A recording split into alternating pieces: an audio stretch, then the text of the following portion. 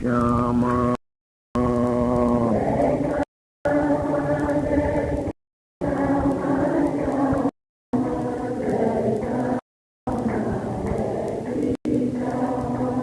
राधा वल्लभ कुंज विहारी मुरलीधर गोवर्धन धारी।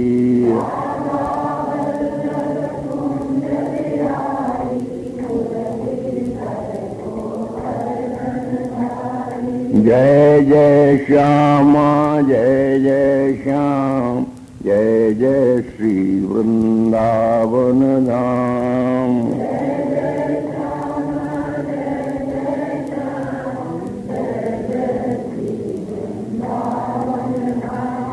जय जय श्री वृंदावन धाम।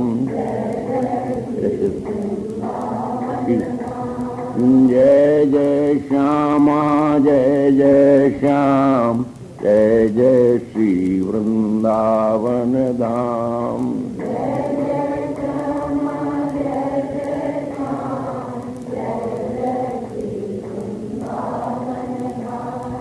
जय जय श्री वृंदावन धाम। राधा वल्लभ लाल की, ललित लाडली लाल की, श्री हरिवंश चंद्रजू महाराज की, श्री सेवकजू महाराज की, समस्त रसिक मंडली की, सात संत भक्तन की, श्री गुरु महाराज की, श्री वृंदावन धाम की, श्री राधा नाम की जय जय श्री। कृष्णामृतं चलु विगाढुमितीरिताहं, तावत् सहस्रजनी सखिया वदेति। इत्थं विहस्य वृषभानुसतेः लक्ष्ये, मानं कदा रसदकेलिकदम्बजातम्। निखिल निगमागम अगोचर रसरीति के प्रकाशक रसिकाचार्य श्रोमणी गोस्वामी श्री हरिवंश चंद्र जी महाराज अपने इष्ट आराध्य ग्रंथ के माध्यम से किशोरी श्री वृंदावनेश्वरी स्वामिनी का महामधुराति मधुर रस स्तोत्र रूप से गान कर रहे हैं। कृष्णामृतम चलु विगाढुमितीरिता, तावत् सहस्रजनी सखिया वदेति। इत्थं विहस्य वृषभानुसतेः लक्ष्ये, मानं कदा रसदकेलिकदं बचाता। एक भावना है, एक अभिलाषा। हित सखी कहती है, हित हरिवंश जी कहते हैं, वृंदावन के रसदेश में तो सखी सखा क्यों कहो नवेर, तो मेरे मन की अवसेर। यही तन सखा दूती तन सखी, पंचभूत में देह न ये सखा है न सखी है, ये तो खेह है। और जिसे सखा और सखी कहा जाता है वो शुद्ध बुद्ध चेतन है, और वो सदा नपुंसक लिंग है, कभी उसका कोई लिंग नहीं। ये जो अद्वैत वेदांत की पंडित हैं हमारी लीला जिनसे पूछो, ब्रह्म शब्द का कोई लिंग नहीं है।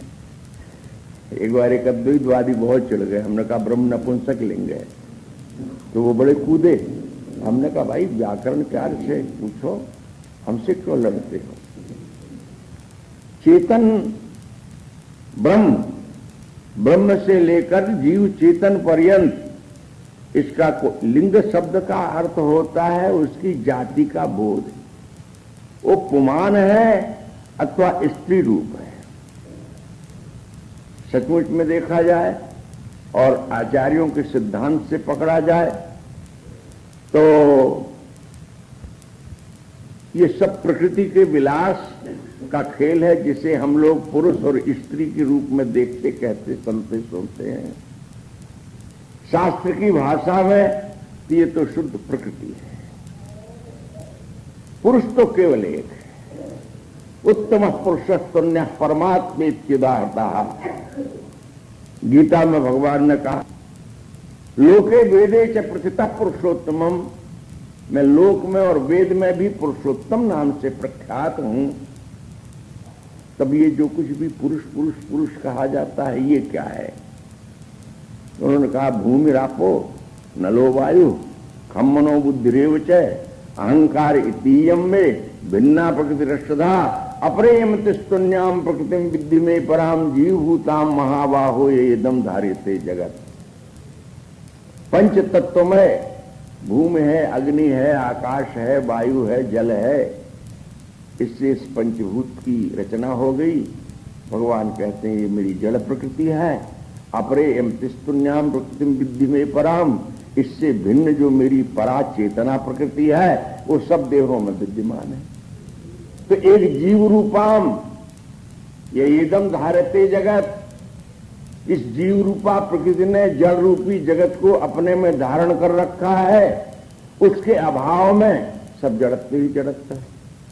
तो ये दोनों तो मेरी प्रकृतियां हैं और इन दोनों परा और अपरा प्रकृति से विलक्षण जो है वो पुरुष है।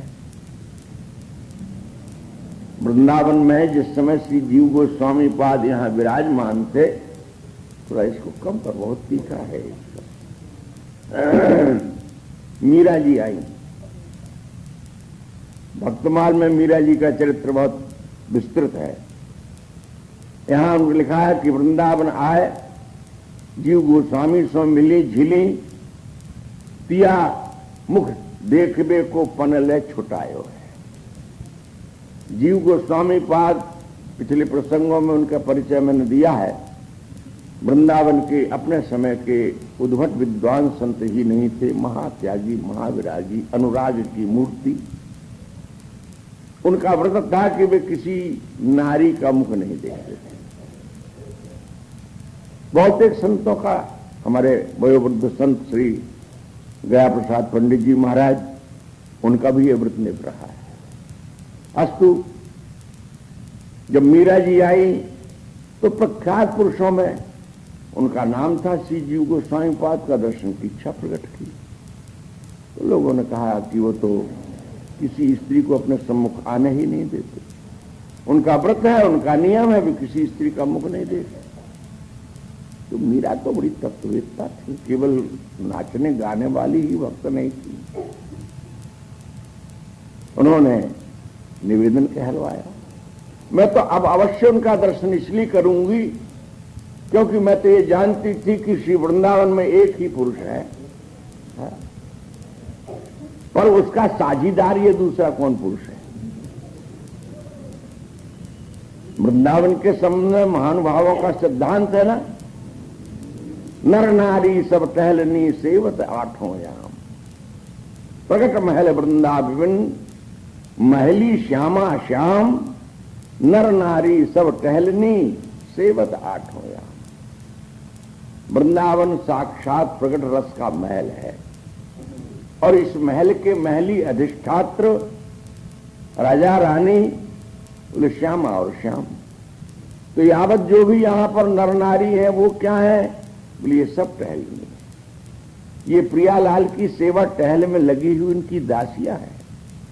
क्रमानुगत क्रम से 8 प्रधान हैं, उनकी 8 हैं, 8 की 8 हैं। ये 8 का जो क्या कहें वर्गीकरण होता चला गया है, ये अपार है, अनंत में पहुंच गया है। तो यहां तो सब सखी हैं। जब जीव गोस्वामी के पास ये समाचार पहुंचा कि मीरा जी ने कहा है कि वृंदावन में तो एक ही पुरुष किशोर है, दूसरा कोई पुरुष है ही नहीं, और वृंदावन में ही क्यों, यावत सृष्टि में अखिल विश्व ब्रह्मांड में पुरुष एक ही है। लोक में भी यही एक है और वेद में भी वही एक है। सारांश, उस दिन से श्री जीव गोस्वामी पाद ने मीरा से मिलने के पश्चात अपना ये व्रत छोड़ दिया। यहां तो सब सहचरी स्वरूप वार्ता हो रही थी। कृष्णामृतम चलु बिगाड़ मितीरता हम सखी भाव से इसका श्रवण हो। अपने देह का जो एक अभिमान बना हुआ है उसका परित्याग करके इसका श्रवण हो। ये श्रृंगार रस की उत्तुंग भूमिका है। वृंदावन रस समस्त भक्तियों को क्रमशः, जब हम जैसे बहुत सी सीढ़ियों को चढ़ते हुए छत पर पहुंचते हैं तो सीढ़ियां समाप्त हो जाती हैं और एक विस्तृत प्रांगण हमको प्राप्त होता है। तद्वत श्रवण से लेकर के आत्मनिवेदन पर्यंत ये नवधा भक्ति है, ये विधि मार्गीय भक्ति है, ये क्रिया प्रधान होती है। श्रवण एक क्रिया है, कीर्तन एक क्रिया है, पाद सेवन एक क्रिया है। क्रिया ही नहीं है, उसके साथ में एक भाव भी समन्वित है, परंतु उसमें विधान प्रधान होता है। इस प्रकार से श्रवणम, कीर्तनम, स्मरणम, पाद सेवनम, अर्चनम, वंदनम, दास्यम, सख्यम, आत्मनिवेदनम, ये उत्तरोत्तर क्रम से पहले से दूसरा श्रेष्ठ है। अंतिम है आत्मनिवेदन। मेरा मुझ में कुछ नहीं, जो कुछ है सो तोर, तेरा तुझको सौंपते क्या लागे है मोर। जिस काल में ये साधक अपने अहम और मम को अपने आराध्य के चरणों में समर्पित कर देता है, इसका अर्थ हुआ कि वो प्रेम का रस का अधिकारी हो जाता है। और इसके विलोम अर्थ ये है कि जब तक अहंता और ममता हमारी शेष है तब तक हमारा अधिकार रस में नहीं बनता है। अन्य महानुभावों ने, सुकवियों ने, शायरों ने, भक्तों ने इस बात को जगह जगह समझाया है। स्वामी भोलानाथ कहते हैं, खुशी की अगर तुझे ख्वाहिश है तो बेआरजू हो जा। तेरे दिल में तमन्ना की कोई अब दास्तां क्यों हो। किसी के संग दर पर सर झुकाना, फिर उठा लेना, अरे नादां वो इस लज्जित से तुझ पर मेहरबान क्यों हो। तो संग दर पर सर झुकाना, जिसे आराध्य मानकर उसके चरणों में अपने आप को समर्पित करना, फिर अपने अहंकार को जगा लेना, ये आत्मसमर्पण की विधि नहीं है। आत्मसमर्पण की विधि तो ये है जहां अपने आप को मिटा दिया। और जब तक मैं है तब तक समर्पण पूर्ण नहीं है। जब मैं था तब हरि नहीं, जब हरि है मैं नाहि। प्रेम गली अति सागरी, ताम दो न सम्मान। तो इस प्रकार श्रवण से लेकर आत्मनिवेदन पर्यंत भगवान की, श्याम सुंदर की, श्री राम की, विष्णु भगवान की नवधा भक्ति का आचरण करने के पश्चात प्रेम लक्षणा का उदय होता है। महापुरुषों ने इसको ही साधन बताया है। साधनता को समय नौलक्षण तक्षण बेग विचार जायन। संपूर्णतः यदि कोई भक्ति का प्रेम रस प्राप्ति करने का साधन है तो वो नवधा भक्ति है। और जब नवधा तो क्रिया छूट गई, भाव शेष रह गया। क्रिया की प्रधानता में छूट गई, भाव की प्रधानता में क्रिया का समर्पण हो गया, समन्वय हो गया। जैसे वस्त्र लाल रंग से रंग दिया गया, पर वस्त्र के बिना रंग काय पर चढ़ेगा। तो प्रेम के भावानुभावों को साकार रूप देने के लिए तो क्रिया होगी, किंतु वो अनुरंजित होगी। सखियां क्या करती हैं? निवृत्त निकुंज विहार देश में सेवा ही तो करती हैं। सखी चहुओर फिरे चकडोरी सी, सेवा को चाव बढ़ो मनवाई। निकुंज भवन में प्रिया प्रीतम की सेवा में सखियां निरंतर एक रस व्यस्त हैं। कभी न उनको श्रम है, न थकान है, न प्रमाद है, न आलस्य है, न निद्रा है, न उद्वेग है। यदि है तो प्रतिक्षण नव नव उत्साह है, उमंग है, उल्लास है, रस है, आस्वादन है। थकता कौन है? जिसके हृदय में प्रीति का अभाव होता है। जब प्रेमास्पद के प्रति प्रीति होती है, पति के प्रति प्रिया के हृदय में प्रीति होती है, तो वो अपने सुख चिंतन को तो विस्मृत हो जाती है। तद्वत सहचरी भाव निरंतर प्रियालाल के प्रेम सुख में लीन होने की स्थिति। इस श्लोक में जो योजना प्रस्तुत की गई है, प्रिया जी ने कहा कृष्णामृतम चल बिगाड़ू मितीरताम, सखी चलो कृष्णामृत अवगाहन करें। रसकुल्याकार ने इस पे एक नई बात उठाई है। ये क्यों ने कहा कि यमुनामृतम चल बिगाड़ू चलू मितीरताम, यमुना स्नान करने चलें? बोले यमुना कहकर के जो कृष्णा यमुना है, वस्तुतः उसका मूल नाम तो यमुना है, पर यमुना यहां न कहने में एक अभिप्राय विशेष है। यमुना तो यम की भगिनी है, और यम का जो स्वरूप है वो इस रस क्षेत्र में शोभा नहीं देता है। यम की बात और यमुना की बात कहना कुछ मजे की नहीं प्रतीत होती है। इसलिए प्रिया जी ने यमुना नाम जानबूझ करके नहीं लिया। पर किसी का नाम यमुना हो तो वो हीनता का अनुभव न करे। वृंदावन में यमुना तो धन्यादि धन्य यमुना है, पर इन्होंने एक उत्प्रेक्षा उठाई है।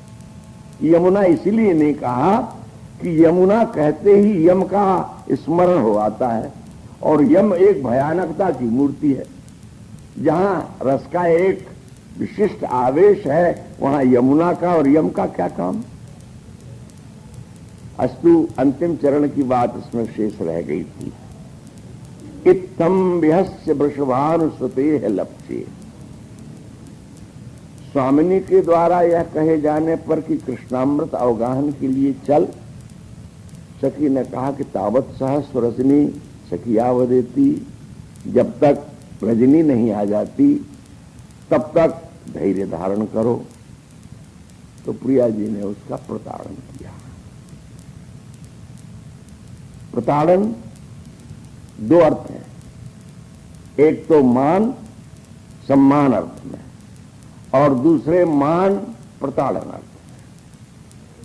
सम्मान इस बात का, किस बात का सम्मान मिला?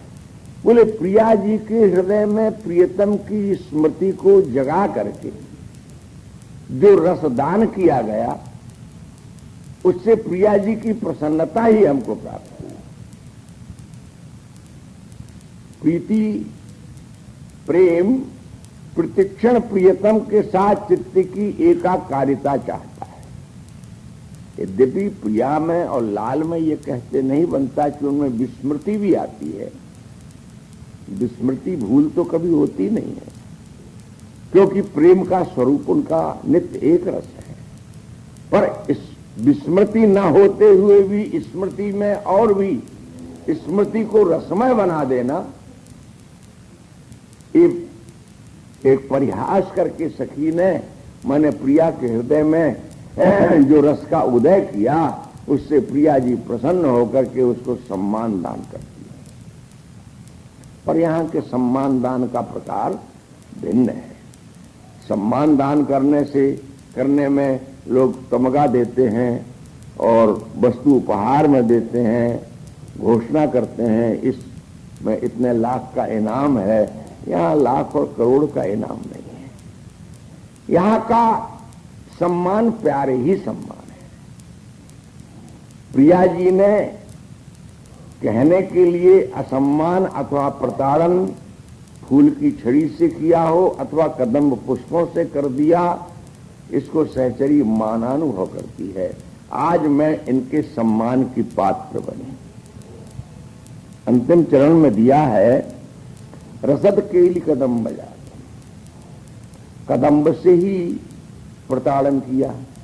जब कदम्ब कटवी में चली गई, इसमें ये योजना वर्णन की गई कि जब रात्रिकालीन विहार संपन्न हुआ तो प्रातः काल प्रियतम यमुना तट पर पहुंच और कदम्ब की अटवी में जाकर के विराजमान हो गए, क्योंकि उनको यह ज्ञात था कि किशोरी जी अपनी सहचरी के साथ में यमुना स्नान करने के लिए आवेंगी, और इस बात का भी उनके मन में एहसास था कि मेरे सुखों का चिंतन करने वाली, प्रिया के सुखों का चिंतन करने वाली जो हित सजनी सखी है, वो अवश्य में इस कदम्ब अटवी में किशोरी जी को लेकर के आवेगी।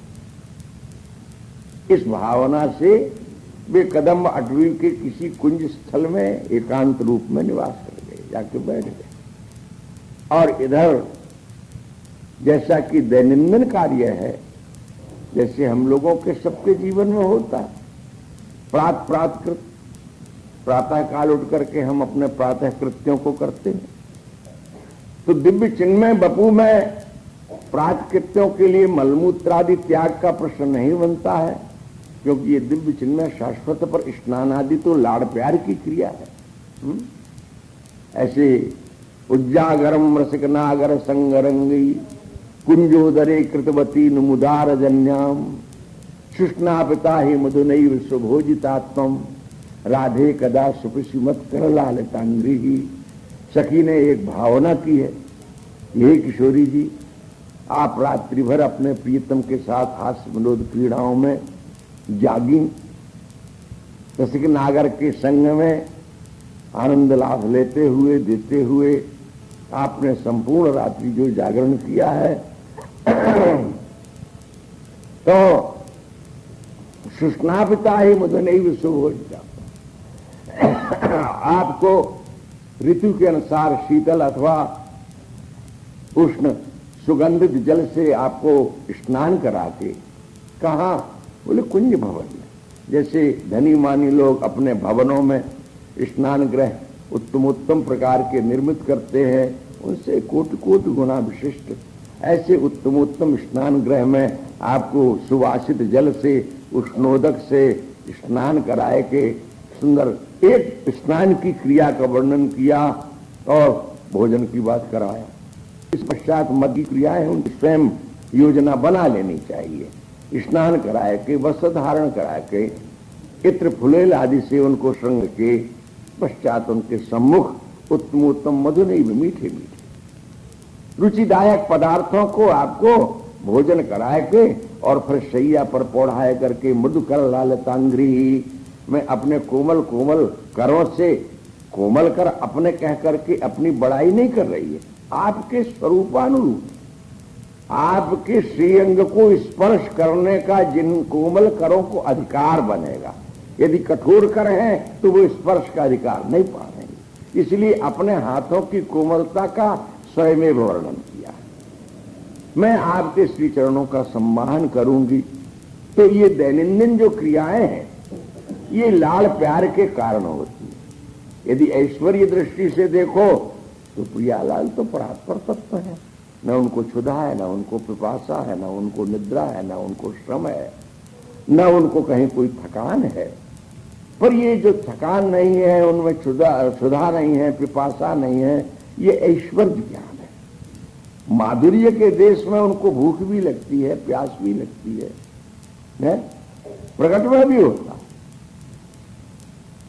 वो राधा वल्लभ जी में एक माई बैठती है, उसको गोलक वाली कहते हैं, पुरानी परंपरा है। गोलक जिसमें लोग चढ़ाते हैं, वो बड़ी भजनानंदी थी, बहुत पुरानी बात है, गोस्वामी किशोरीलाल के जमाने की।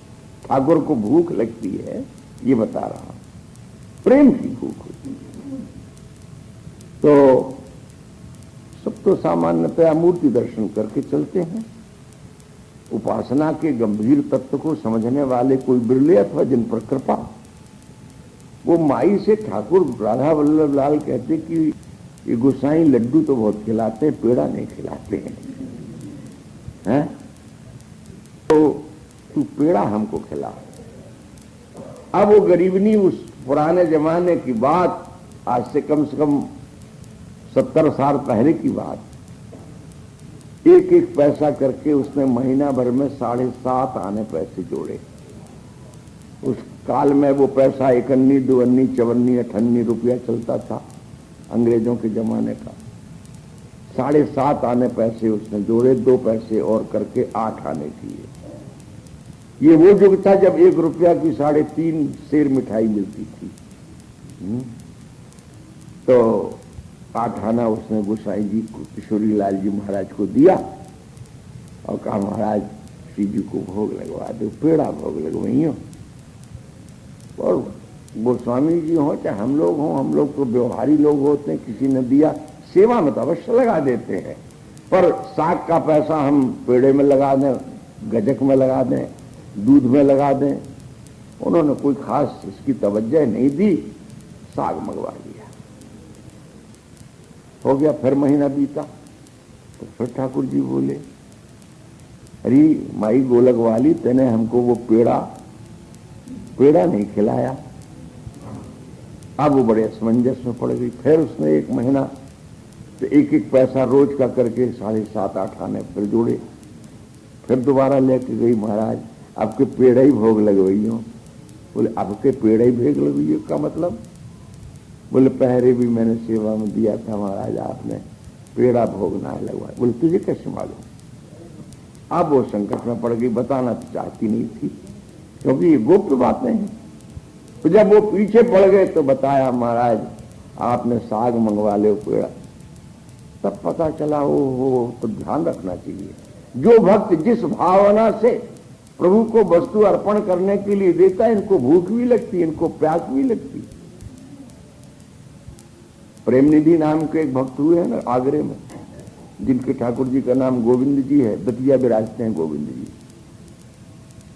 उनको एक बार किसी अपराध में, अपराध क्या था, वे सत्संग करते थे, उसमें स्त्री पुरुष सभी लोग आते थे। चुगलखोरों ने जाकर के बादशाह के यहाँ शिकायत कर दी। प्रेम निधि तो स्त्रियों में पुरुषों में बैठ करके प्रिया प्रीतम के प्रेम विहार की, विषय विलास की बात करते हैं।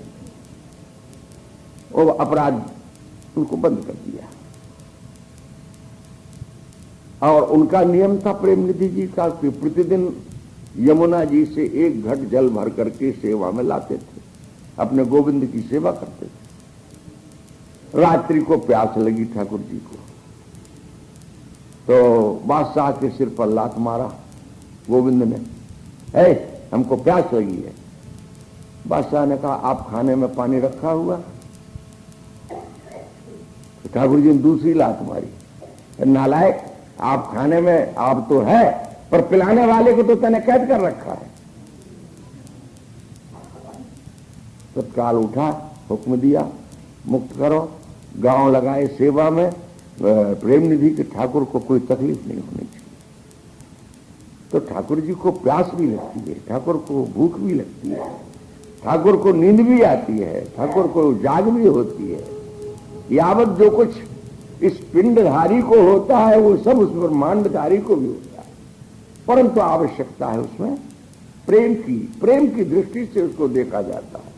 वृंदावन की उपासना में ऐश्वर्य ज्ञान को तय करके बंद कर दिया, अलग कर दिया गया है।